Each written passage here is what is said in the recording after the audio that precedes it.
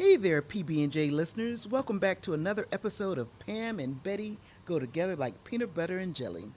I'm Pamela Anderson. I'm a wife and mother.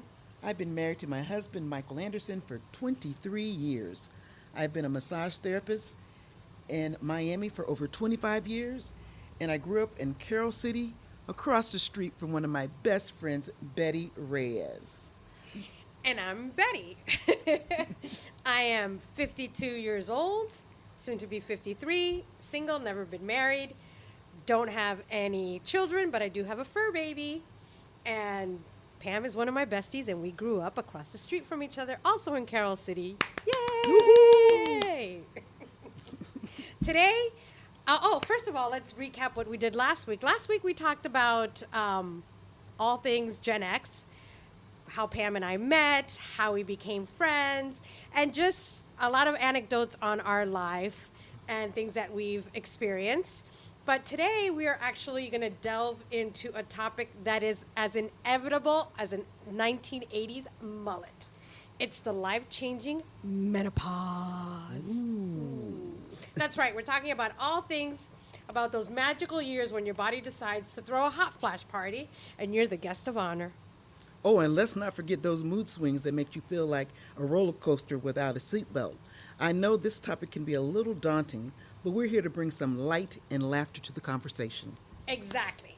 Whether you're having troubles navigating the journey yourself or supporting someone who is, we're here to unpack the myths, share some personal stories, and of course, always sprinkle in a little humor to make everything easier for all of us. So grab a comfy seat, preferably one that won't make you sweat, and let's dive into the world of menopause. What is menopause? All right, ladies and gents who love them, let's kick things off with a little basic menopause. What is it, Betty? Oh my God, Pam. Well, menopause is the ultimate mic drop for your ovaries. It is the natural biological process where your menstrual cycles come to an end. No more monthly visits from Aunt Flo. Yay! Woohoo! Bye, Aunt Flo. And let's be real, who isn't ready to say goodbye to those surprise visits? The average age for a grand finale is around 51. Well, I guess not for me, but it can or me either. But it can also start earlier or later. It's like the choose your own adventure book with body changes. Exactly. And it doesn't happen overnight. It actually comes in 3 stages. So it truly is a roller coaster. First, we have perimenopause. That's the coming attractions part of the movie, ladies and gentlemen. Perimenopause, can start in your 40s. And some it can even start into your 30s if you're feeling a little extra ambitious. When you hit the main feature, menopause, that's when you've gone officially 12 months without a period. Cue to confetti, right? Yay! I am at October to July. That's what? 7, 8, 9. I am at 9 months. 9 months away from menopause? I'm 9 months from my last period. Okay, which means 3 more months, and I am officially in menopause. Okay, so I'm at 12 months because I had a period this month. Oh, so you have 12 months to go? Yes. Oh, no, I only have 3 months to go. Oh, man. Oh, Lord. It sucks to be you. And finally, there's the post-menopause, which is everything after the 12-month mark. So I'll be there in 3 months, hopefully. This is the new normal where you still experience some symptoms, but the major hormonal fireworks have calmed down. We hope so. Speaking of symptoms, let's talk about those little fun surprises, hot flashes. It's like your body suddenly thinks it's in the 1980s aerobic class and decides to crank up the heat. Let's get physical. Physical. Oh, yes. Let's not forget the night sweats. You go to bed feeling like a human and you wake up feeling like you just ran a marathon in a sauna. Well, I can't relate to that because I would never run a marathon, but it feels like you're in a sauna. I've been in a sauna, though. Your sheets are soaked, your hair is a mess, and you're left wondering if you're not a part mermaid because you're literally sleeping in water. And don't forget those mood swings. 1 minute you're channeling your inner Care Bear, and the next you're a Hulk ready to smash anything in your path. Period bad. Period bad. Plus, there's the forgetfulness. It's like your brain suddenly decided to operate on dial-up internet speed. What was I saying again? Why did I walk into the kitchen? What's my phone number? All of the above. No, I go in the house from one room to the next over and over again, and I have to repeat what I'm going in the other room for, because if I don't, I have to go right back to where I was and start over again. I do that several times a day. These symptoms can really impact your daily life. I check my car keys all day long Oh, I do that too. because I don't know where I left them. And I always, I don't lock the doors to a lot of stuff, and I get in a lot of trouble because I don't. And then you can't find the keys. Yeah, I can't forget. I don't lock the door to my car. I don't lock the door to the house, and I'm constantly getting in trouble for doing that. That's hilarious. But these symptoms really do impact your daily life, from dealing with hot flashes during a work meeting or mood swings that make you cry over a coffee commercial. Oh my God, remember those Folgers? Oh, no, not even the Folgers, the Publix commercials. Oh, yeah. Menopause doesn't exactly come with an instruction manual. No, it doesn't. And if you're thinking you can go back and look at how your mom, your grandmother, your aunts may have gone through it, odds are it's not going to be the same. So remember, you're not alone in this. Every Gen Xer is dealing with their own version of menopause, the sequel. And we're here to navigate it together with a bit of humor and a lot of understanding. All right, folks. Now that we've laid down the menopause basics, let's get personal. Betty, how about kicking things off with your own personal menopause journey?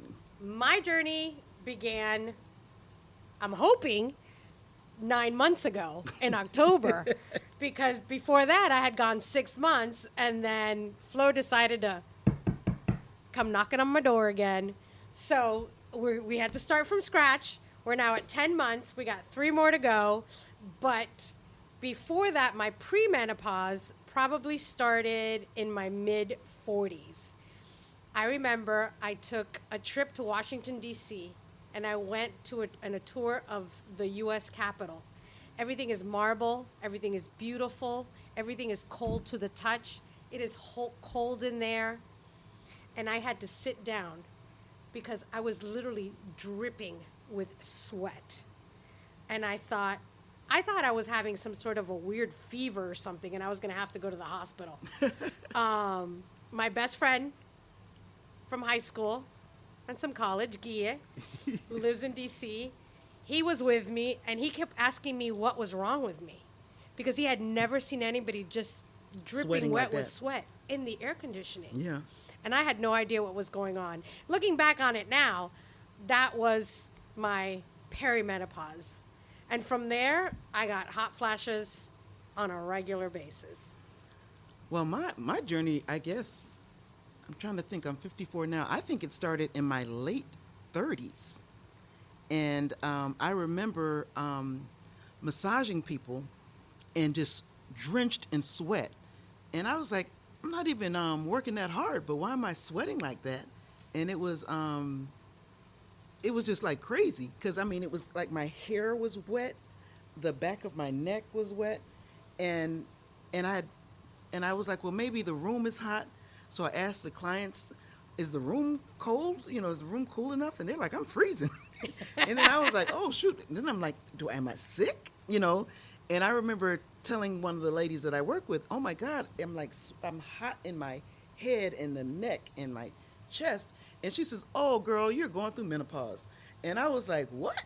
But I was like in my late 30s, Yeah. so I didn't think that was possible. And then I thought, well, of course, that means my periods will stop, I'm thinking maybe a year or two. Well, a whole decade and a half later, it's still happening. Mm-hmm. And I remember going to the doctor and telling her about that, what was going on, and they did some blood work or whatever, and she said, "Oh, you're not close. You're not in menopause yet." That's what happened to me. I went in my late 40s. I was about 48, 49. I'm thinking it's got to be happening. Yeah. Every year I've had my blood work done when I go to the gynecologist, And my hormone levels are still high. Yeah. They're still like in the double digits. And Yeah. I'm like, oh, you gotta be kidding me. Yeah. So did you ever talk to your mom about what her experience was like? You know, I've never really talked to my mom about that.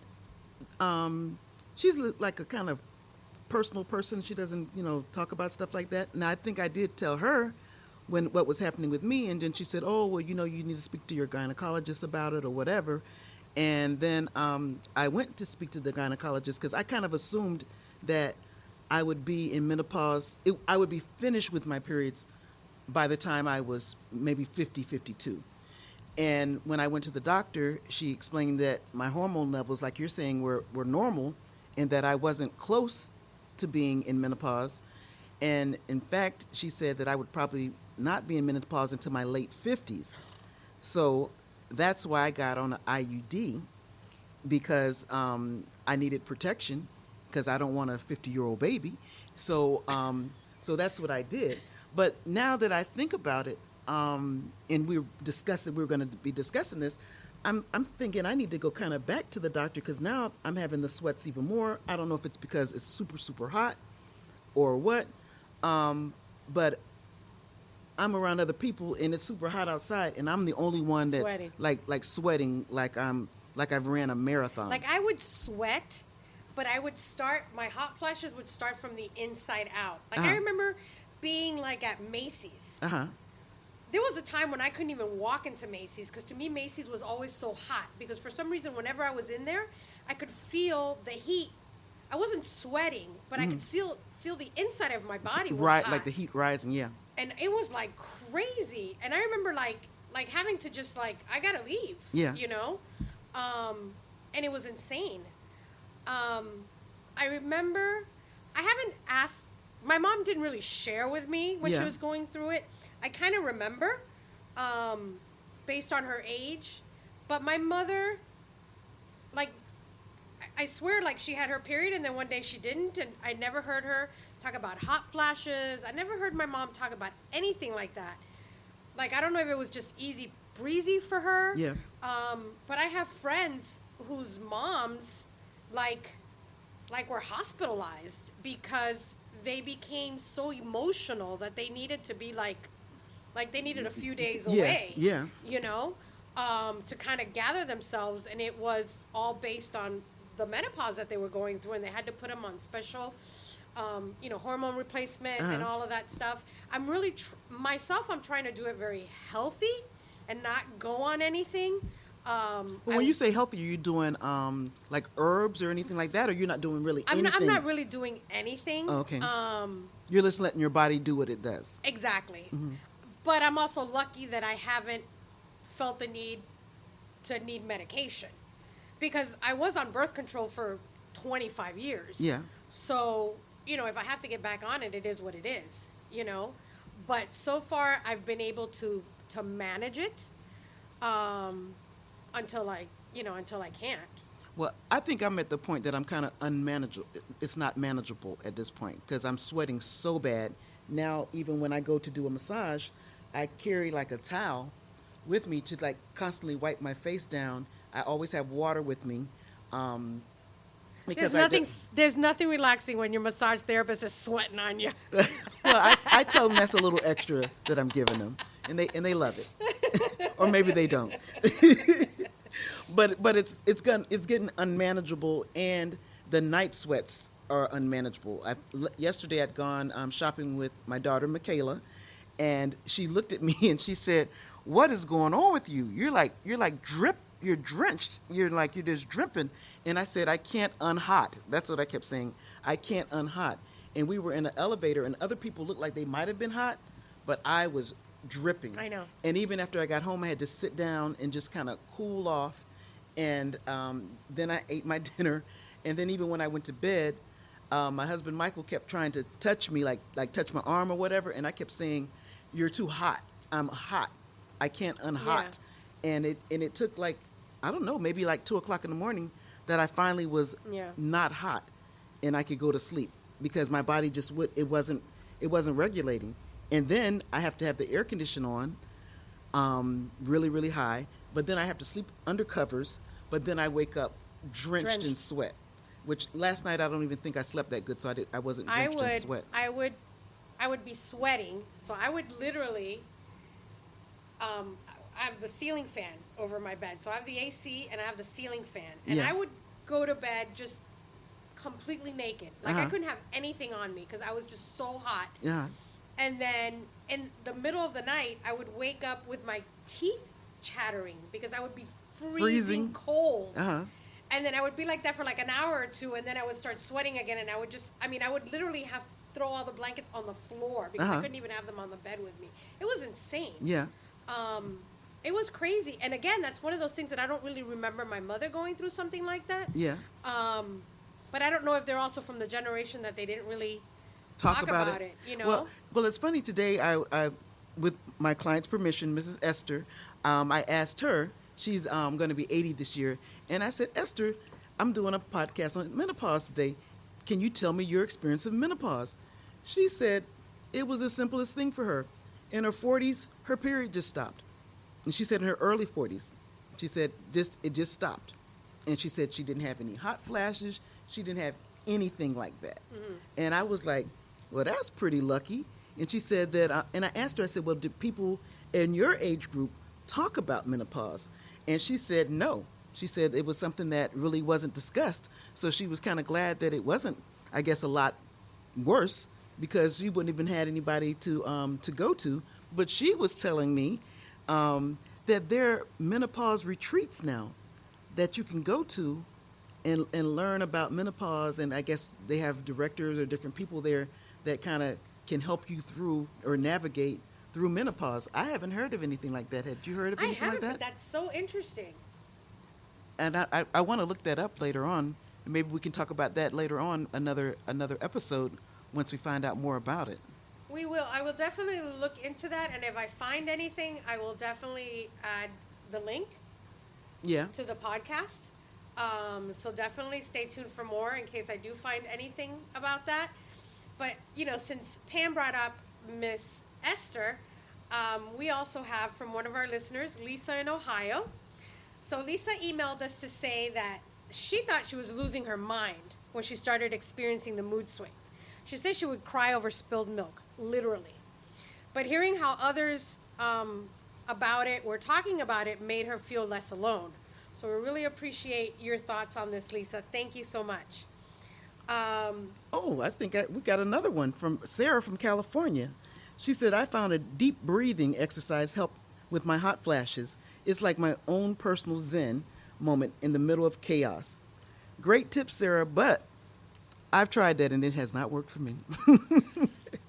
I mean, I do zen with a little Lexapro on the side. And it works for me.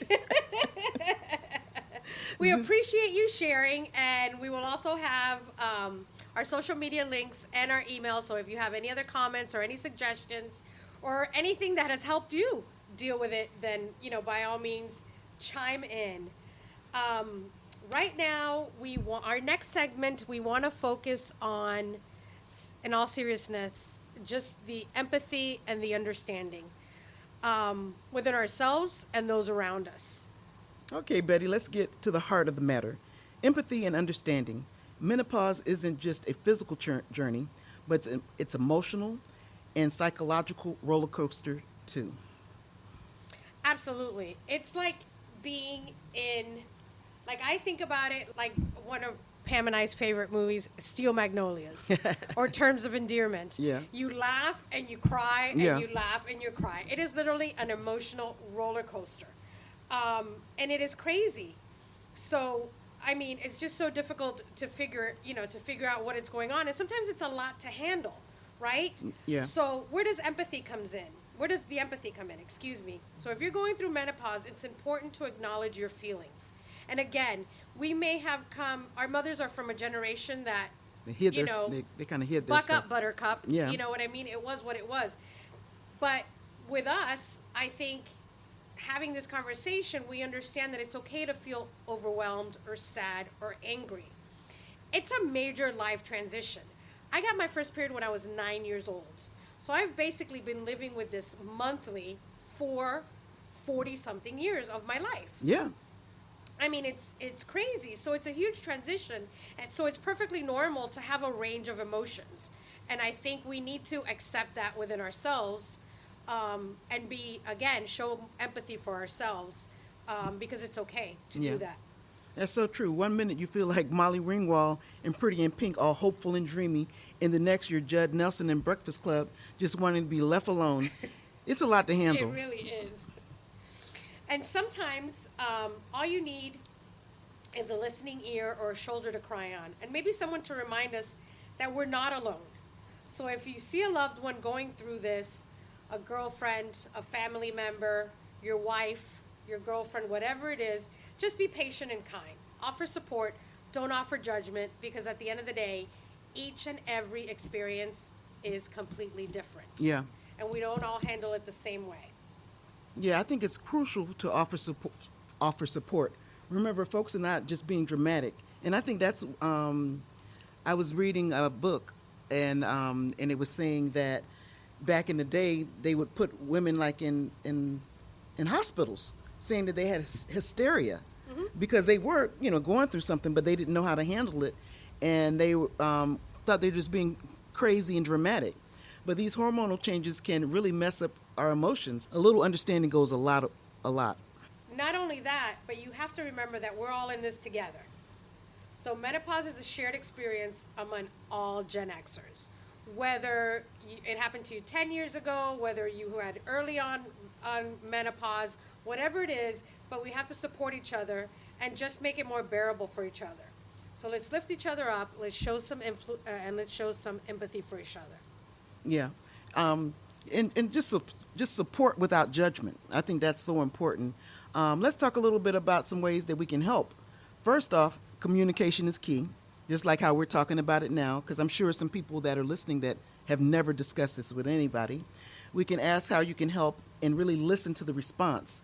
Sometimes we just need to vent about our day in our latest Hot Flash episode, like I just vented.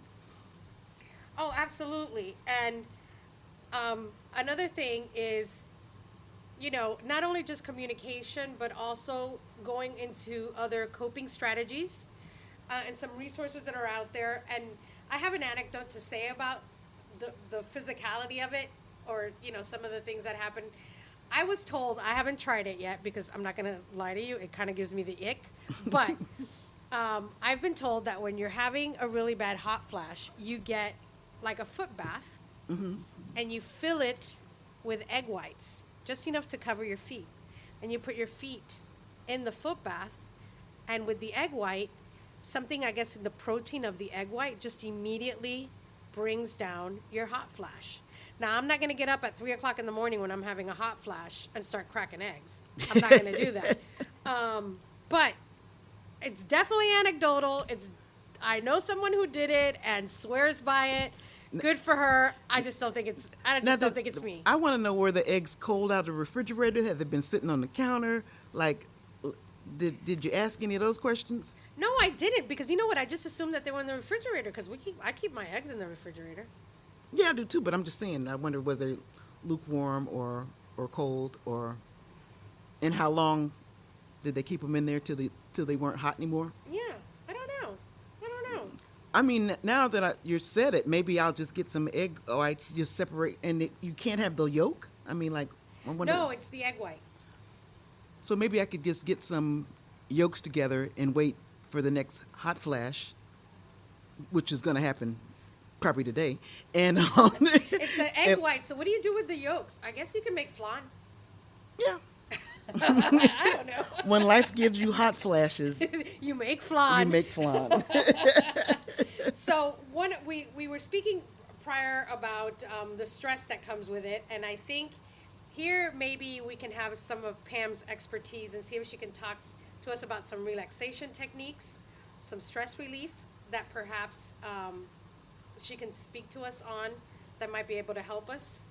There may be maybe some essential oils or something that might be helpful. Well, one of the things that I do when I'm super stressed is lavender. I love lavender. I love putting it in my little diffusers. I love dropping a few little bits of lavender in the bath. I just recently got the eucalyptus and put it in the shower. Oh, I love that. Just I also it's kind of pretty, so I think it just kind of makes you feel a little bit, feel good. I haven't been taking hot showers anymore. I've been taking cool showers. Like I really like hot water, but I notice when I take a shower with hot water, when I get out of the shower, I'm sweating. But when I take a cool shower, I'm not sweating. Also meditation, yoga, Pilates for some people, or just deep breathing can work wonders. Now, it does not stop my hot flashes, but it does help me with anxiety, because that's one thing that we have not talked about.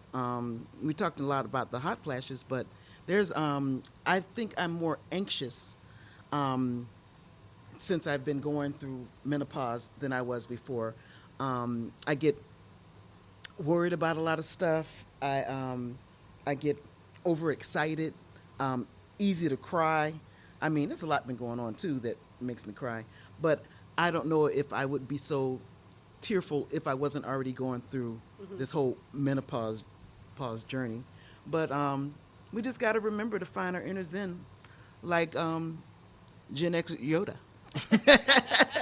And another thing that we didn't really, we touched upon the perimenopause in your 30s, but there's some women who do go through early menopause. Yeah. And so I think there is a segment where perhaps, you waited later in life to get married, or maybe not married, but you waited later in life to have children because maybe you wanted to get somewhere, within your career first. And so now you're having more difficulty, or now you're going into perimenopause, but you're ready to have children maybe in your 36 or 37, because that's very common now. And so you also have that now biologically. What you could have done maybe 10 years ago, you can't do now, because now your body is changing, to a different stage in life. And so I think that also brings with it a lot more, not only anxiety, but also depression and issues with emotion. Oh, yeah. Because... And guilt, because you're like... And guilt because you waited. Yeah. So there's a lot with that. I mean, we joke about, in your 50s and hot flashes and all of this stuff, but it can start as early as, your 30s. Yeah, I think mine started like in my late 30s, and for whatever reason, it's still going on. But I also had a lot of, I had polycystic ovary syndrome when I was younger. So I had a lot of irregular periods, and it was just, I think that's why I'm still having periods now, because of everything that happened when I was younger. And not even, we like clap about the menopause, but also it's a little sad, because now you realize you can't have kids anymore. Can't have more kids, or can't have kids at all, whether you wanted them or not. It's like when somebody tells you can't have something, then you kind of want it. And I think that's something that nobody really talks about as well, because it's a little depressing to know that you're getting older and you can't do everything that you could do before. Whether you wanted to do it or not, you could, but now you can't. And it's like a whole nother level of anxiety. or depression. Yeah. It is, it is difficult. And you also think that, I know Pam laughs at me all the time when I say this, because they say, and I don't know who they are, Pam, that 50 is the new 30. Yes. So, whatever. But at the end of the day, you can't change the date on the calendar. Yeah. You can try and keep yourself healthy with exercise. And I'm not talking go crazy with exercise either, because if I'm having a hot flash, I'm not going to go to the gym and sweat. Yeah. It's not going to happen. I'm not going to go out and walk around my neighborhood when it's 110 degrees outside with the heat index. Yeah. That's not going to happen either. But I mean, just, some healthy exercises, trying to eat healthy, because it may not make a difference to what you're going through right then and there, with the hot flashes or whatever. But I think it makes you feel good when you go to bed at night and you're like, you know what, I took care of myself. Yeah, exactly. You're taking charge of your health. I took control of something, because we can't control menopause. Yeah. So I was able to take control of something in my life. So I think with some diet, because there are certain things that you can eat that will help. I mean, especially if you're having a hot flash, you're not having a bowl of hot soup. Yeah. You know what I mean? Yeah. So with diet to help you get through it, exercise, relaxation, some medical advice. Yeah. Because if you speak to your friends, what they're going through, and if you see yours is very different, and I also say, if you're going every year to have your women's wellness checkup, then make sure to have your doctor also run your hormone levels. Yeah. It's just a simple blood test, and they'll be able to tell you where you are. Yeah. So I think that's very, very important. And if you're seeing a gynecologist that maybe doesn't support you in that way, or Find a says, new "Oh, you're one." still young," Yeah. then find another one. Yeah. Find another one. And don't forget, if you've got any tips or resources to share, let us know. We're all about spreading the love and making this journey as smooth as possible. And regarding spreading the love, we'd like to thank 55th Street Station and Andiamo Brick Oven Pizza for the delicious dinner they provided this evening. Absolutely. Thanks for tuning in, everybody. Stay strong, stay fabulous, and keep the empathy flowing. We'll catch you next time on PB&J. Pam and Betty go together like peanut butter and jelly.